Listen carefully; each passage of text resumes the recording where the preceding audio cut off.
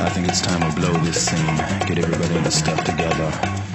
Okay, 3, 2, 1, let's jam.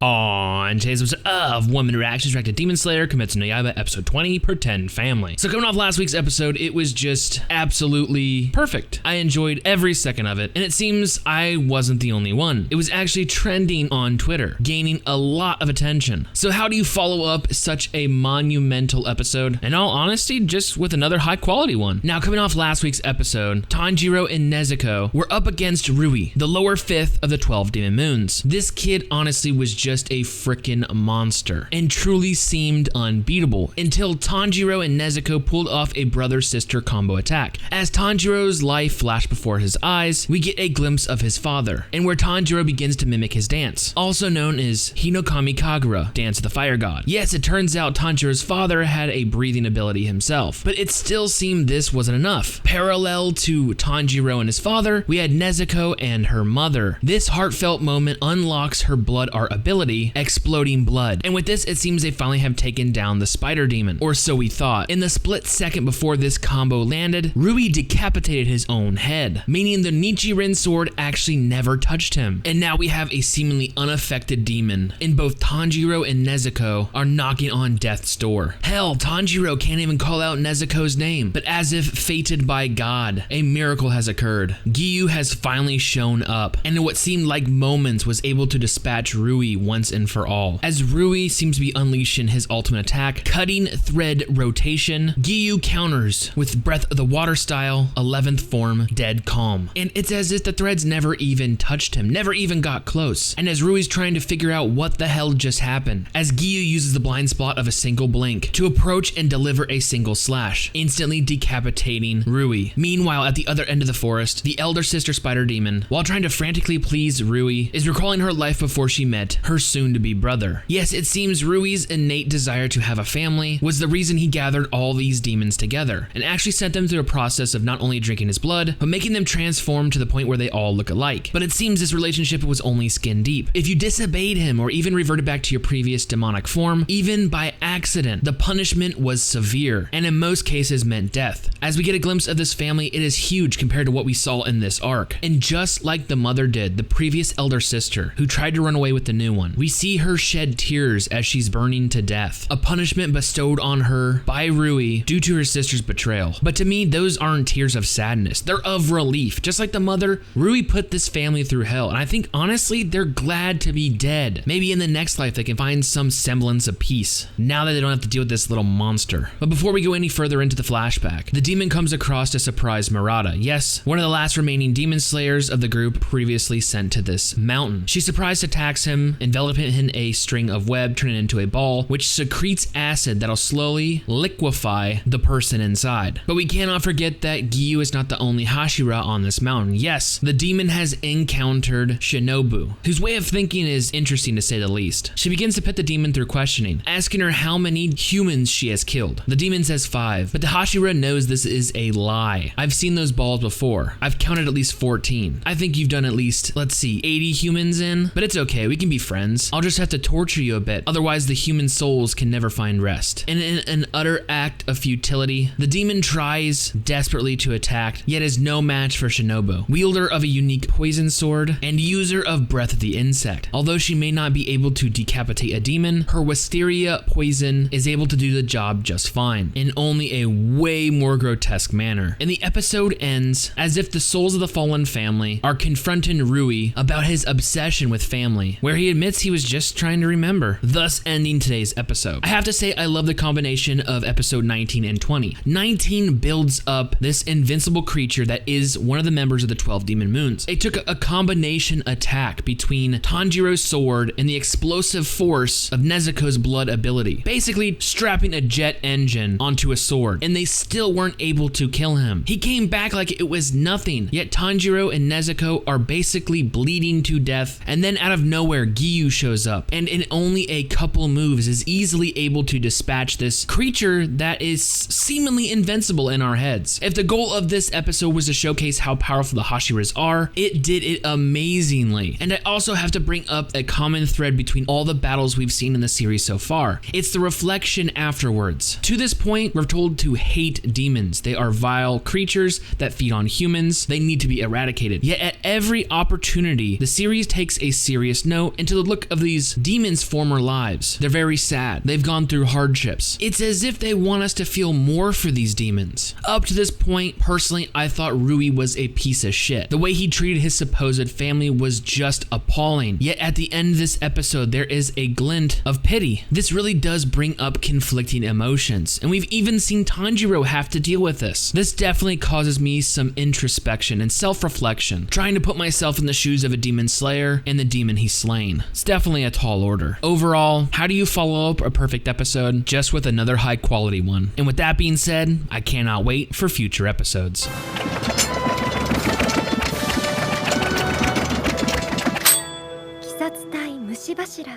胡蝶忍。